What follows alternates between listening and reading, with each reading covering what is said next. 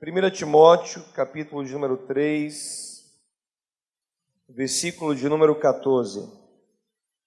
Paulo está fazendo recomendações ao pastor Timóteo, a quem ele discipula, a quem ele orienta. Ele diz assim: escrevo-te essas coisas, esperando e ver-te bem depressa. Eu não ia nem falar sobre isso aqui, mas é bom comentar. Sabe que Paulo está mandando uma carta, hoje seria um zap, um e-mail, e está falando, estou escrevendo, estou mandando um zap, estou mandando um e-mail, mas não pense que eu me conformo em falar com você à distância, não. Assim que puder, bem depressa, eu quero estar contigo olho no olho. Eu quero estar pertinho de você. Então, com o seu irmão assim, ó, não se conforme com o zap. Não se conforme com o e-mail. O amor exige olho no olho. O amor exige presença. O amor exige estarmos juntinhos. Espero ir ver-te bem depressa. Mas, se eu tardar, estou escrevendo isso para que você saiba como convém andar, ou que saibais, vocês saibam, como convém andar na casa de Deus, que é a igreja do Deus vivo, a coluna e firmeza da verdade. Meus amados, vocês viram no texto, Paulo está dizendo que a igreja é casa de Deus. A igreja é casa de Deus. Mas nós aprendemos que Deus não habita mais em casas, em lugares feitos pela mão do homem, mas que Ele habita no próprio homem. Então, como eu posso entender igreja, que é um ser coletivo, como casa de Deus, se eu não sou igreja sozinho?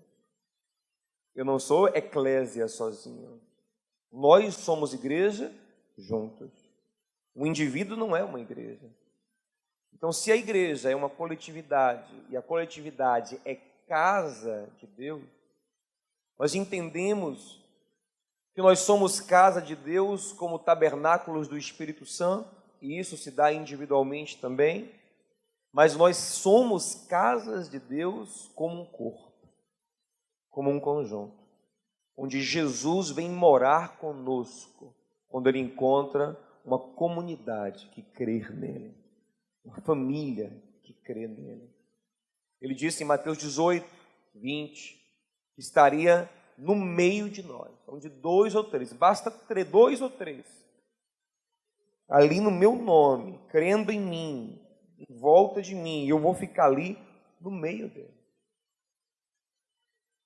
E Paulo, quando você volta um pouquinho no capítulo, volta um pouquinho aí no versículo de número 4, versículo de número 3, olha o que ele fala, as qualificações do pastor. Ele fala assim, ó: convém, pois, que o bispo, que é a mesma coisa do pastor, seja irrepreensível, marido de uma mulher, vigilante, sóbrio, honesto. E qual é a próxima característica aí, gente? Hospitaleiro. O que é uma pessoa hospitaleira? É que sabe receber alguém na sua casa. Então esse homem deve ser um bom marido, pelo que está falando aqui, marido de uma só mulher, honesto, vigilante, e deve ser também o quê? Hospitaleiro. Vamos ler mais? Apto para ensinar, não dado ao vinho, não espancador. Espancador de quem, gente? De quem? Dos filhos. Dos filhos. Porque era comum homens naquele tempo serem espancadores dos seus filhos. O pastor não. Ele não é espancador dos seus filhos. Não cobiçoso de torpe ganância, mas moderado, não contencioso, não avarento. Olha para cá, o 4. Que governe bem a sua própria casa, tendo seus filhos em sujeição com toda a modéstia. Porque se alguém não sabe governar a sua própria casa, terá cuidado da igreja de Deus? Observe que Paulo está dizendo no mesmo capítulo, em que ele fala para Timóteo que a igreja é a casa de Deus, ele fala agora que os líderes da igreja, os pastores da igreja, precisam ser bons de casa, governar bem a casa, ser bons maridos, ser bons pais. Por quê, gente? Porque igreja é família. Toca em termo assim, igreja é família. Igreja não é clube, igreja não é lugar de eventos, não é casa de show, de espetáculos. Igreja não é simplesmente uma escola, apesar de ter ensino. Igreja é família. Por isso que a qualificação da liderança é uma qualificação de família. Ele fala, olha, se ele não consegue lidar com a família pequena dele, como ele conseguirá lidar com essa grande família? Não é verdade, gente? E eu lido com isso todos os dias. O que você tem que saber para lidar na igreja é saber se relacionar com uma família. Compreender esses dilemas familiares, essa bênção familiar, esse amor familiar. Paulo é taxativo em Efésios 2,19, quando diz que nós somos membros da família de Deus. Membros da família de Deus. Toca no teu irmão e diga assim, Deus tem uma família. Deus tem uma família. Deus tem uma família. E interessante que Deus é aquele pai que gosta de todo mundo morando perto. Quando eu fui no Egito, eu achei muito engraçada a cultura egípcia. Até aqui no Brasil a gente vê isso, mas lá é exageradíssimo isso. Lá a cultura é a seguinte, o pai constrói a casa embaixo e por 5, 6 gerações vão construindo casas um em cima do outro. Então você vê um prédiozinho assim alto, ali é o tataraneto do primeiro lá de baixo. É todo mundo agregado. Se possível, todo mundo no mesmo lugar, só nos quartinhos, nos cantos. E Deus é esse Pai. Jesus disse em João 14:12 assim, na casa do meu Pai tem muitos aposentos. A casa é uma só do Pai. Na vida eterna, nós teremos uma grande casa com vários aposentos. Lá em Mateus 8, Jesus fala que muitos virão do Oriente e do Ocidente e vão se sentar numa mesa com Abraão, Isaque e Jacó no reino dos céus. É uma grande família, a família de Deus. E o nosso desafio é viver aqui na terra, nessa santificação da família, até a glorificação onde tudo será perfeito. Onde nem Daniel será mais chato. Até Daniel vai ser legal no céu. Então assim, Daniel, tá vendo? É mesmo, vai ser, creia, é glorificação total lá. Então, gente, mas o projeto não é só céu, é aqui. Nós vivermos aqui o que Deus tem pra gente na vida eterna no céu. E é muito maravilhoso isso. Sabe por quê, gente? Deixa eu abrir a sua mão. Talvez você não tenha ideia disso e quero que você tenha, que você possa amadurecer a sua visão. Vem, sabe quando a gente amadurece a nossa visão? Quando a gente começa a olhar pela visão do outro. Quando começamos a ter novas perspectivas e não olhamos o mundo apenas pelos nossos próprios olhos. Vou lhe falar uma coisa. Muitas pessoas, porque alguns têm uma família biológica muito legal, muito bem estruturada, irmãos legais, pai, mãe, tios, avó, e aquela festa na família. Tem gente que tem até dificuldade, por exemplo, de ficar num almoço como esse hoje, porque todo domingo a mãe marca um almoço, o avô marca um almoço, você tem que estar com a avó, com os tios. Isso é uma bênção de Deus. Mas vou lhe falar uma coisa, isso não é a realidade de muita gente. Muita gente não tem esse tipo de família unida, amorosa, aconchegante, não tem. Ou então até tem, mas é uma microfamília. Uma família que tem um irmão, um sobrinho, uma mãe viva, uma tia que mora em São Paulo, outro que mora no interior. E olha que bênção, Quando Deus nos dá uma família em Cristo, as carências são supridas. E olhe, gente, isso não é utopia, isto é uma verdade. Quem sabe você não viveu ainda isso, mas eu tenho vivido, graças a Deus. Vou lhe falar uma coisa, hoje eu tenho muito mais comunhão com os meus irmãos em Cristo do que com boa parte da minha família de sangue. E não é porque eu não gosto deles, não, é porque a vida em Cristo nos leva para isso. E não é que eu vou dizer, eu não sinto falta. Lógico, sinto falta, os amo, mas eu não tenho carências. Porque a família em Cristo, meu Deus, é uma maravilha, gente. Eu tenho verdadeiros irmãos e irmãs que são canais de bênção para a minha vida e para quem eu também tento ser canal de bênção. Então, em Jesus se cumpre Isaías 68:6, o solitário vive em família. O Evangelho é tão maravilhoso que ninguém precisa mais ser solitário. Coloca no teu mão, você só vai ser solitário se você quiser, diga ele, só vai ser solitário se você quiser. Porque o Evangelho proporciona verdadeiramente vínculos profundos de amor. Pastor, isso para mim vai ser tão utópico, pastor. A minha experiência com a igreja é sentar na cadeira, ouvir a palavra, cantar meu louvor e não sei nem quem está do meu lado. Mas é isso que é uma tecla que eu tenho batido, gente, há muitos anos na nossa família. Muitos entenderam, muitos compraram essa visão. Muitos disseram, poxa, pastor, depois que eu entendi isso, minha vida mudou. Disseram, pastor, antes de congregar na Lírio Barra,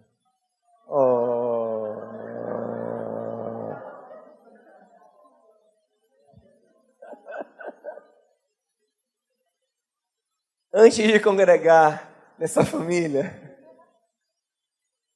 eu não tinha noção nenhuma disso. Sabe, eu achava um negócio meio assim, não queria também, eu achava que não precisava. Depois que eu vim para essa família, o senhor pregava tanto sobre isso, e falava, e insistia. Eu comecei a experimentar isso, como a minha vida foi transformada. Ele fala, hoje os meus melhores amigos são amigos da família de Cristo. Você pode glorificar o Senhor por isso, meu amado? Isso é uma bênção, gente. Gente diferente. Totalmente diferente de mim. Outro mundo, outra cabeça, outra pegada. Que legal ter comunhão com ela. Que legal poder vivenciar, né? As experiências diferentes, os mundos diferentes e crescer nesse casamento maravilhoso. Então, gente, isso é real. Se você não viveu isso, teve problemas com a comunhão, se machucou, eu entendo, se frustrou com liderança, eu entendo, homem falha, mas a família de Deus é real, porque Jesus disse, eu edificarei a minha igreja, e o mesmo que eu disse, edificarei a minha igreja, disse, a igreja é casa de Deus, a igreja é família, e Ele não vai falhar nisso. Se não está acontecendo na sua vida, não é porque não existe, é porque você está fora.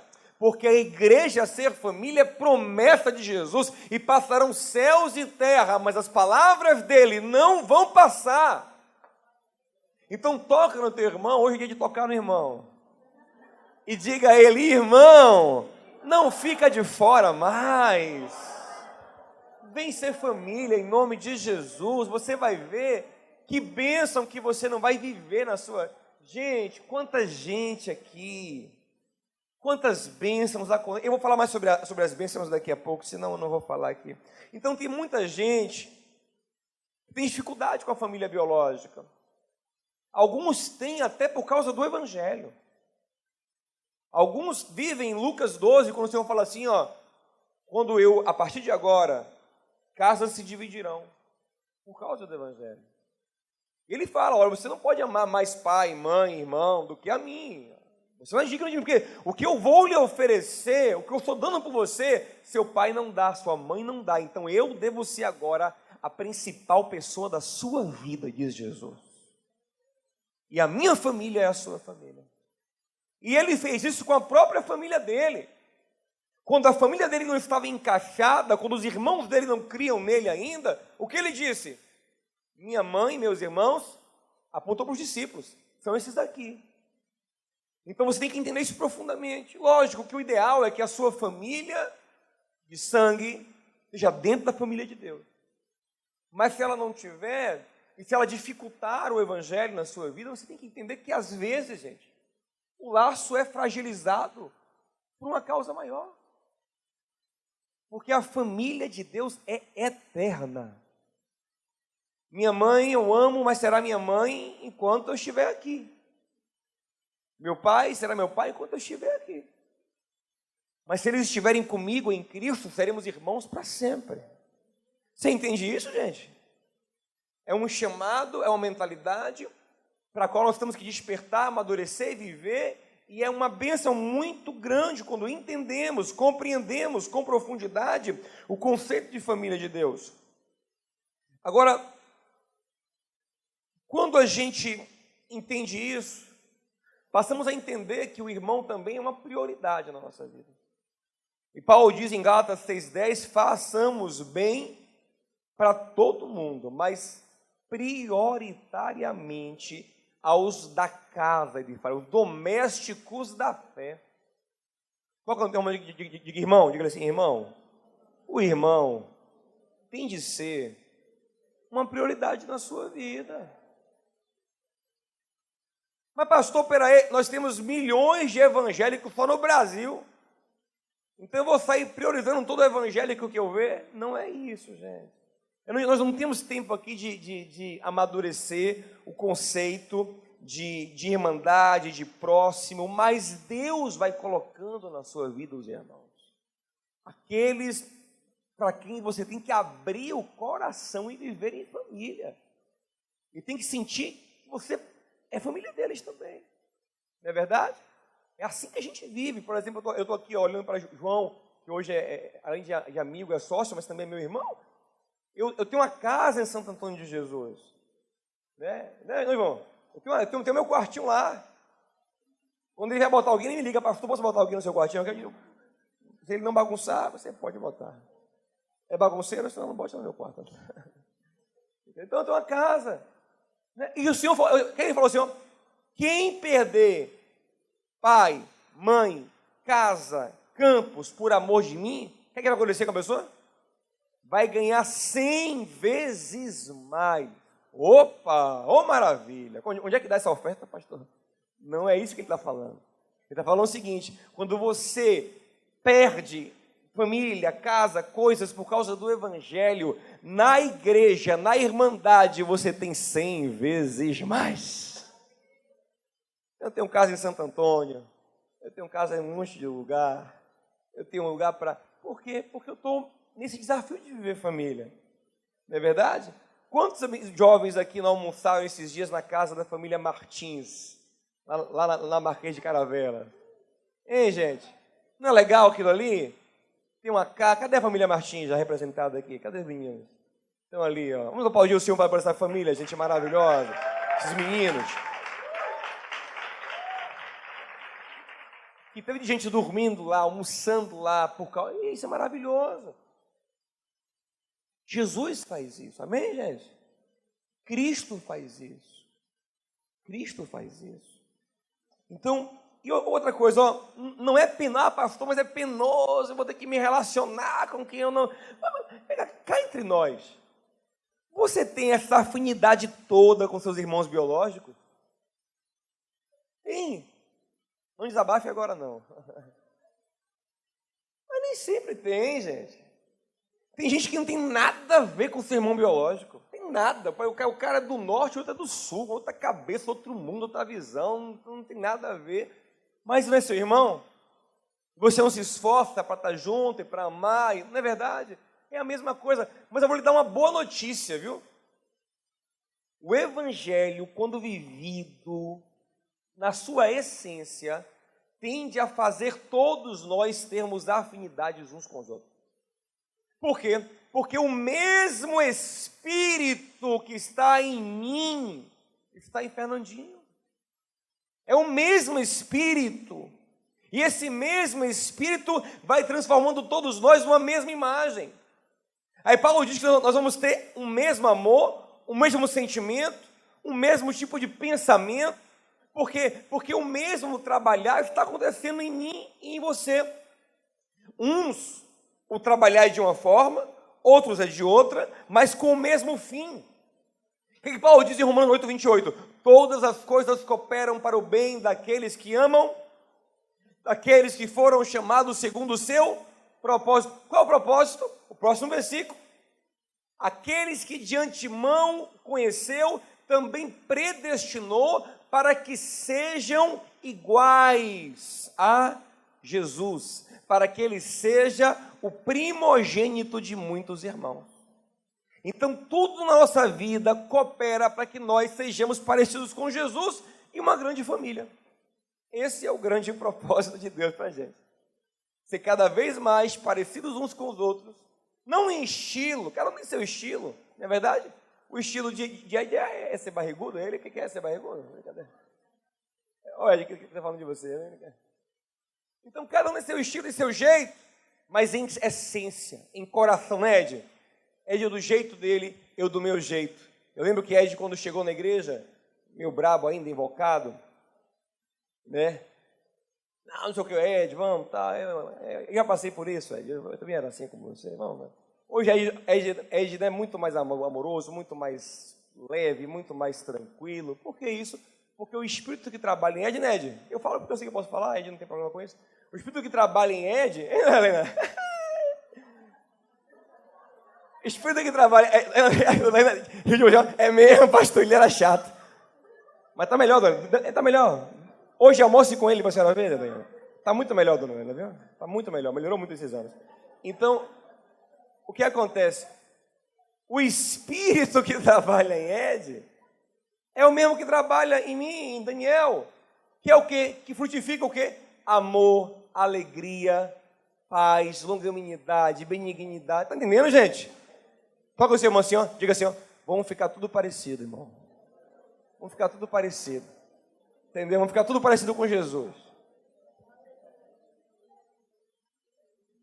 Não importa qual é o seu temperamento, você vai ser manso como Jesus, equilibrado como Jesus, paciente como Jesus, alegre como Jesus, pacífico como Jesus. Amém, gente?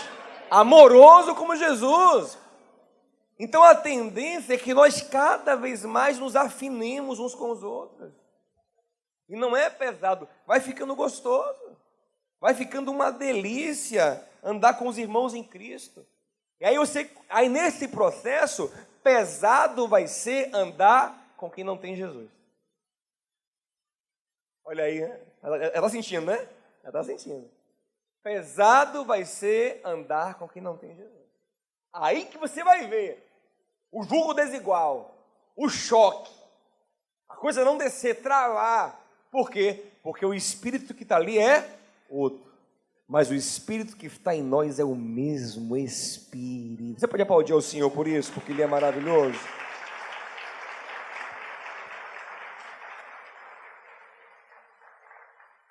Deixa eu falar mais umas coisinhas aqui para a gente encerrar. Uma coisa muito importante também. Ouça uma coisa. Muita gente busca um relacionamento individual com Deus e acha o seguinte: Deus fala comigo, Deus fala comigo, Deus fala comigo. Deixa eu falar uma coisa. Eu creio que Deus fala com você. Mas tem muita coisa que Deus não fala só com você. Ele só fala com a igreja. E não é pouca coisa, não. É muita coisa. Tem muita coisa que o Pai reúne todo mundo na mesa e fala: eu tenho algo para conversar com vocês. Jesus, nas falas mais importantes dele, sempre foi reunindo os discípulos. Nunca foi um individualmente. Reunindo os discípulos. Então, quando eu entro nessa vibe de, não, eu tenho uma relação individual com o Senhor, eu perco o melhor. Olhe lá as cartas às 7 igrejas. O que fala lá? Em cada carta, quem tem ouvidos, ouça o que o Espírito diz a você, não é isso? Diz a quem? As igrejas. Se eu não estiver no corpo, eu não entendo as coisas. Tem gente que está ouvindo um culto assim, ó, sim, que hora vai falar do meu problema? Que hora vai tocar no meu problema? Ele é tão autocentrado que ele não consegue captar a revelação coletiva, e fica menino, fica raso, fica imaturo, não cresce nunca, porque ele nunca vem cultuar, ele nunca vem congregar com a mente de família. É sempre eu, a minha bênção, essa música eu gosto, essa aqui eu vou cantar. E aí, meu amado, ele fica menino, imaturo, nunca é família, porque o Espírito diz a igreja. Quem tem ouvido os ouça, o Espírito diz a igreja. Por isso que em Provérbios 18:1 diz assim, ó, que o que se isola é egoísta, e ele se revolta contra a verdadeira sabedoria. Ele pensa que é sábio, ele pensa que ele é o máximo. Eu estou me isolando aqui, não preciso de ninguém, mas ele está perdendo o melhor, porque o melhor acontece no corpo. E ouça uma coisa, ó, é uma ilusão. Quem estiver isolado do corpo de Cristo, a gente não fala isso aqui, pastor, quer todo mundo aqui com ele? Não, o corpo de Cristo é muito maior do que essa família aqui. Ele é universal, né? Universal, você entendeu? Então, entenderam, meus irmãos? Então, ouça, aqui é universal que é boa, entendeu? É isso que eu estou falando. Fora daqui, não, e da universal não tem salvação. Ouça, gente, ouça isso. Mas, não, eu tenho a minha relação com Deus. Tipo, por exemplo, ó, Cristo no corpo, ele é o quê, gente? Ele é o cabeça. A minha cabeça tem uma relação particular com o meu dedo? Tem. Aqui, ó, vou mexer só o meu dedo, ó. A cabeça está mandando mexer o dedo, ó. Cabeça e dedo aqui, ó. Cabeça e dedo aqui, ó. Só que corte o dedo da mão para ver se ele fica vivo. Por mais que você, como membro do corpo, tenha uma relação individual com a cabeça que é Cristo, fora do corpo você morre.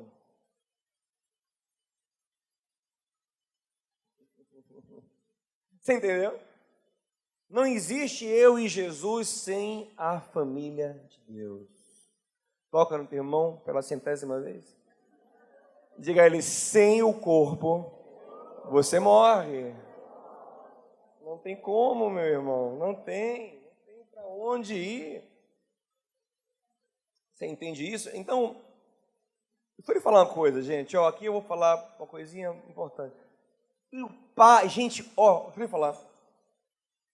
Quem está entendendo o que eu estou falando já sabe. Quem ainda não sabe, eu quero que saiba, porque eu fico com pena, sério, eu fico com pena, meu Deus, porque a pessoa não vive isso. Deixa eu lhe falar uma coisa. Quando você senta nessa mesa da família de Deus, nesse banquete espiritual, você vive bênçãos que você não imagina. Deixa eu falar uma coisa. O pai fica feliz, ele abre a mão. Sabe aquele pai rico feliz? É Deus quando vê uma comunhão. Deus quando vê uma comunhão, ele fala, todo mundo pro boi preto.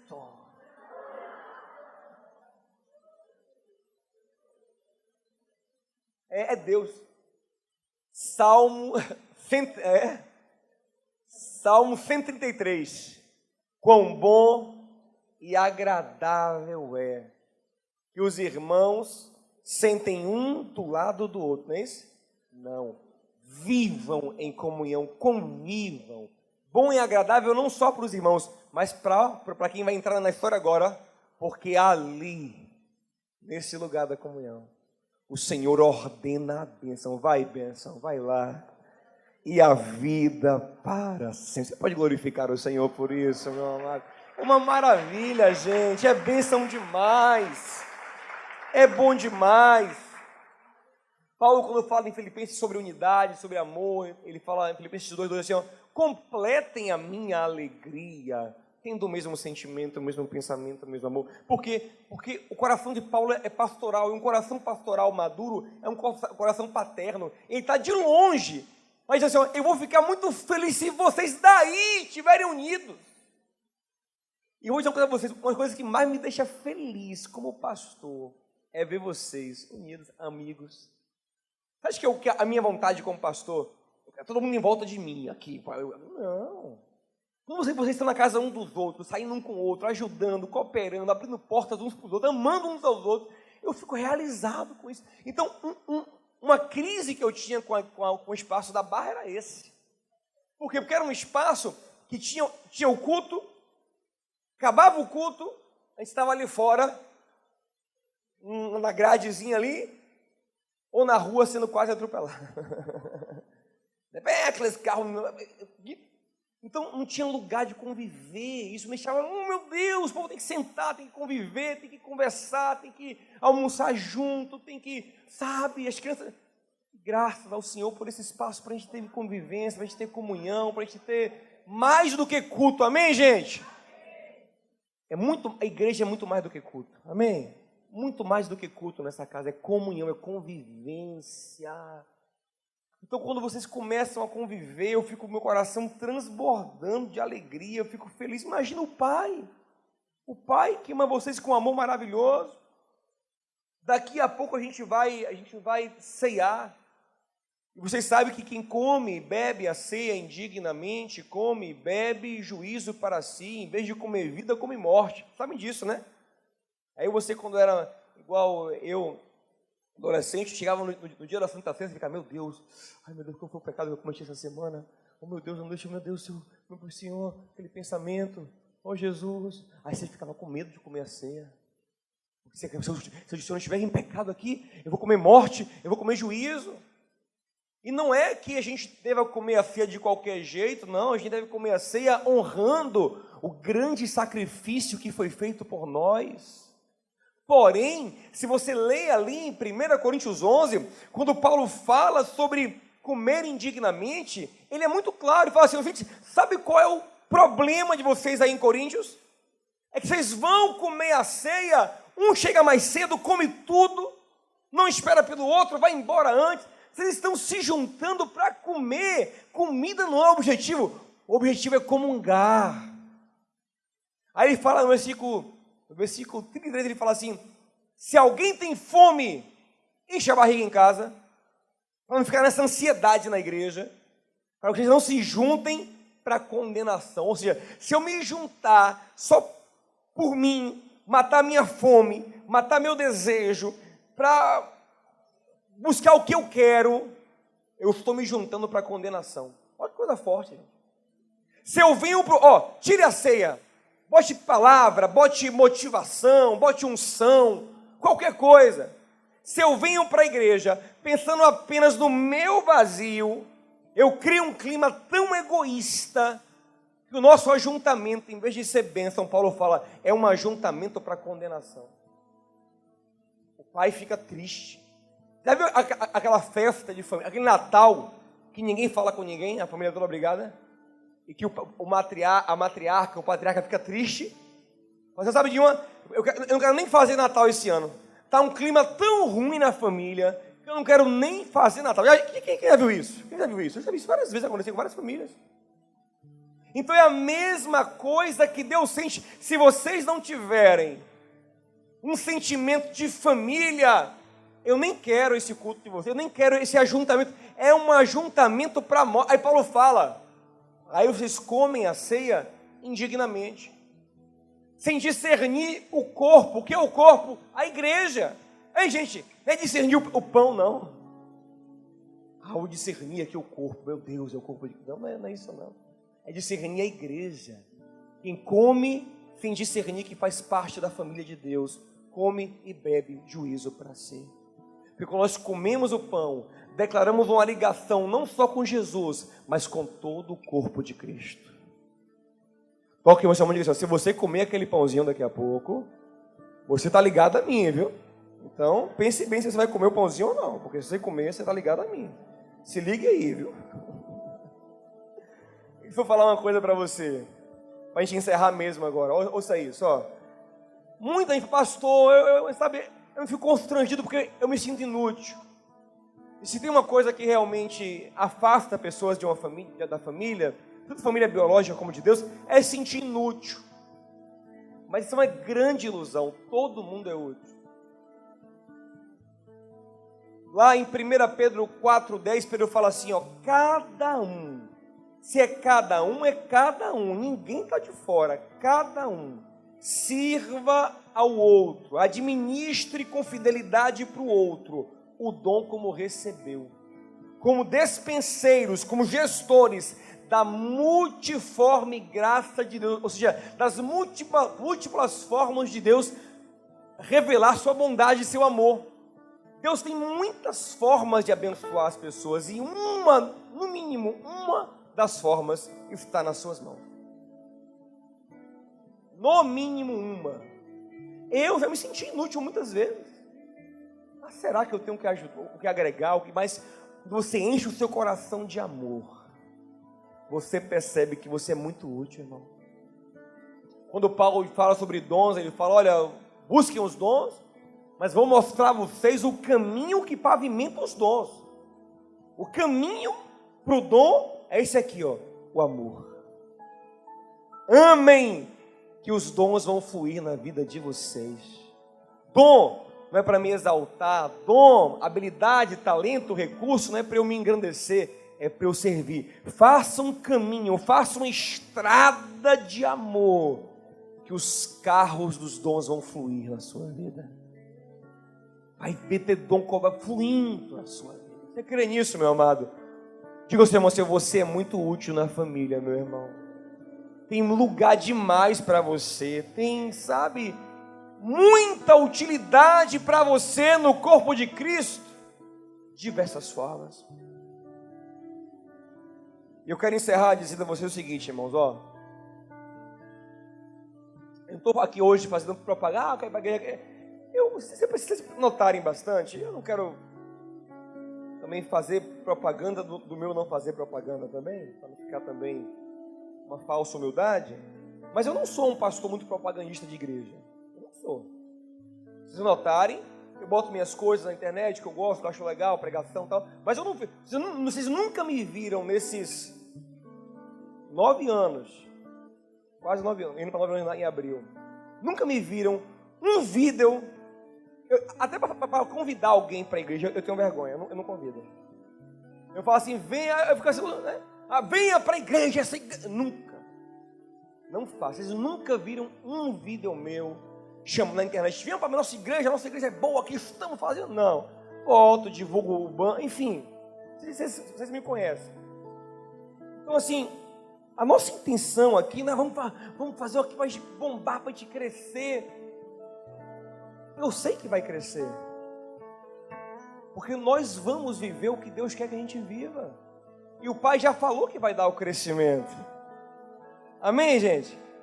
Então, o que eu estou falando aqui não é porque o pastor agora quer bombar, não, nada disso. Eu não tenho em meu coração o sentimento de Babel. O que era Babel? Era um ajuntamento, todo mundo junto, unido, pelo orgulho, pela vaidade, pela rebelião. Levantemos uma torre e fiquemos famosos. Era Babel. Gênesis 11, lê depois lá. Eles falam exatamente isso. Levantemos uma torre para que fiquemos famosos e tal. Rebelião, coração. O que Deus fez? Deus disse, eu não quero nada disso. Trouxe uma confusão e espalhou todo mundo. O que nós queremos viver é o oposto de Babel. É Atos 2, aleluia. Babel, Deus confunde as línguas e todo mundo se espalha. Aquele povo unido, forte, poderoso, se espalha, porque é unido pela vaidade, pelo orgulho, pela carnalidade, pela rebeldia. Não tem nada de Deus, de amor ali. Inclusive, alguns escritores antigos falam do Nimrod. A tradição judaica fala do Nimrod, que era o líder daquele povo de Babel, como um homem cruel, sanguinário. Diz que durante a obra da torre, muita gente morria. Ele dizia, construamos, temos que ser fortes. Ou seja, a vida, nada importava para Nimrod. Não, nada disso. Deus me livre de olhar para vocês como números. Quantos temos aqui que não? Eu quero poder conhecer cada um de vocês. Ter relacionamento. Eu sei que chegará uma hora que ficará difícil, mas que os nossos pastores tenham relacionamento com vocês, que vocês tenham relação profunda. Ninguém aqui vai ser mais um, amém, gente? Vai ser um, com sua identidade em Cristo, parte de um todo, amém? Então, o nosso sentimento é de Atos 2, que é o antídoto, é a resposta de Deus a Babel. Em Babel, Deus confunde as línguas e espalha. Em Atos 2, Deus derrama várias línguas sobre a igreja. E em vez de confundir, gente de várias nações passa a entender os galileus. Em vez de espalhar, se juntam. 3.000 se juntam aos 120. Glória a Deus.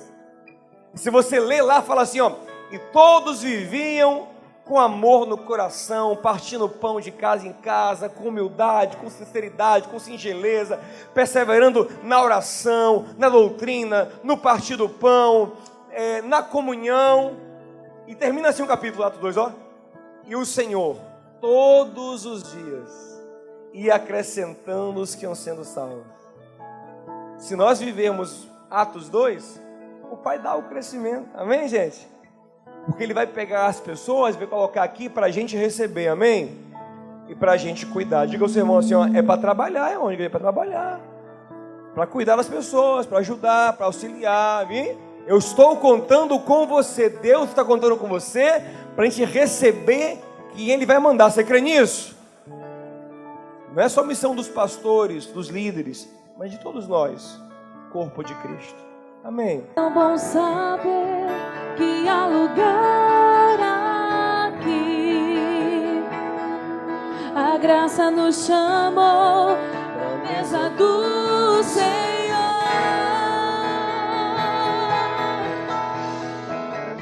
Há lugar na casa, há perdão na casa. Quando estamos juntos, nosso encontro é casa de Deus Pai. Há esperança na casa, recomeço na casa. Reunidos nele, nosso encontro é casa de Deus Pai. Em outro lugar, Paulo, quando ensina a Timóteo, fala: Timóteo,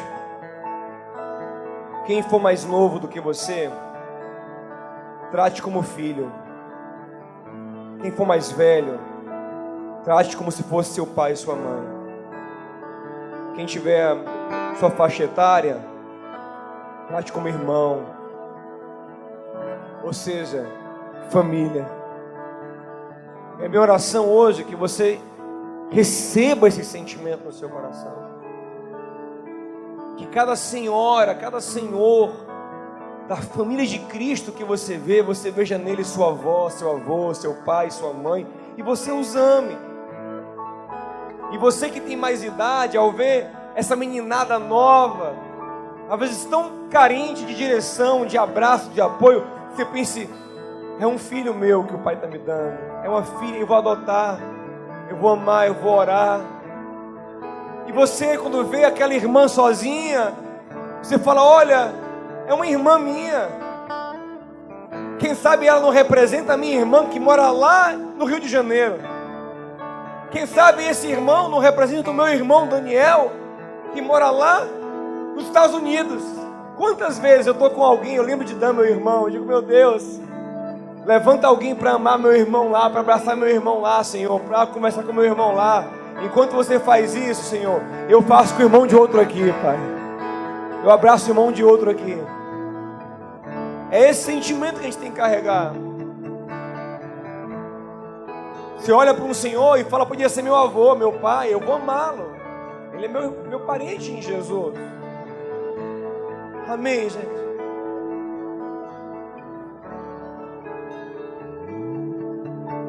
Vamos orar por Fernando, vamos orar por ele. Peça ao Senhor esse sentimento, isso vem de Deus.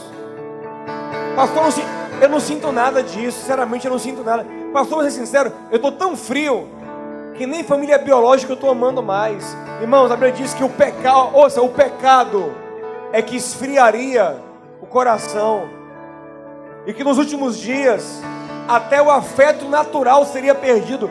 Ou seja, nem o afeto em casa nós teríamos mais, porque o pecado nos endurece.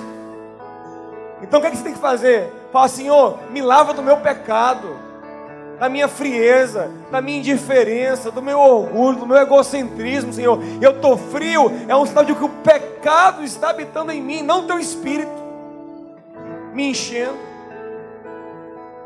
Peça ao Pai um renovo de amor, um batismo de amor, para encher o teu coração desse sentimento de família tão único, tão precioso, tão maravilhoso, que marcará a sua vida para sempre. Ouça uma coisa, eu falo aqui de uma maneira profética, não profética porque Deus está me revelando, mas porque a palavra já me revelou.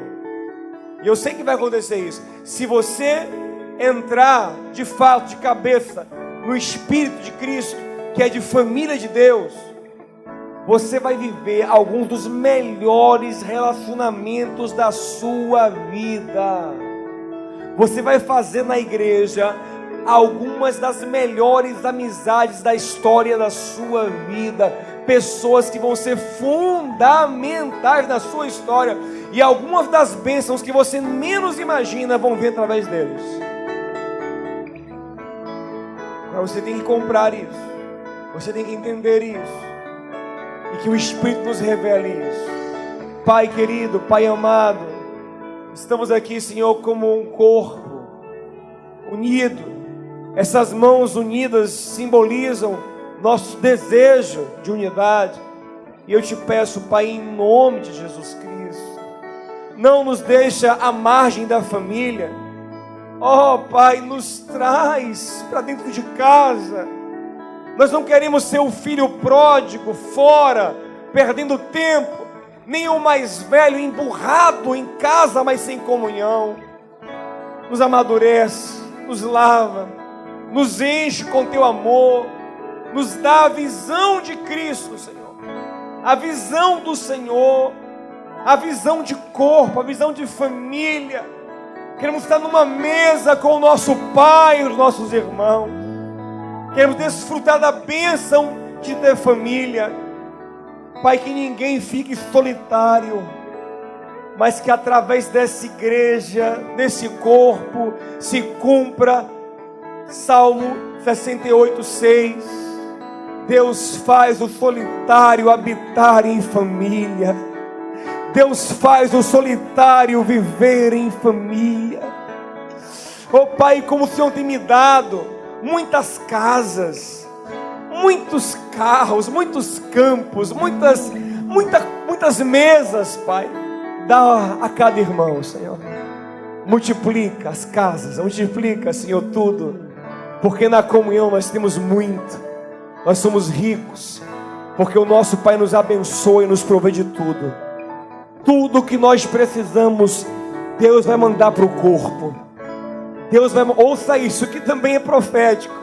Nem tudo que você precisa virá para a sua mão diretamente. Muita coisa vai vir para a mão do teu irmão. Mas você só vai conseguir receber se estiver em comunhão. Muitas coisas só virão para a tua vida se você for pegar na mesa da comunhão. Isso é profundo. Pai, nos enche de amor, Senhor, verdadeiro, genuíno. O amor que nós temos em casa, que tenhamos na igreja. Está faltando amor em casa, nos lava, nos perdoa do pecado, nos arranca e nos enche com teu Espírito. Em nome e para a glória de Jesus. Dá um abraço no teu irmão, dá um abraço nele aí. Abençoa a vida dele em nome de Jesus. Aleluia. A graça nos chamou para a mesa do Senhor.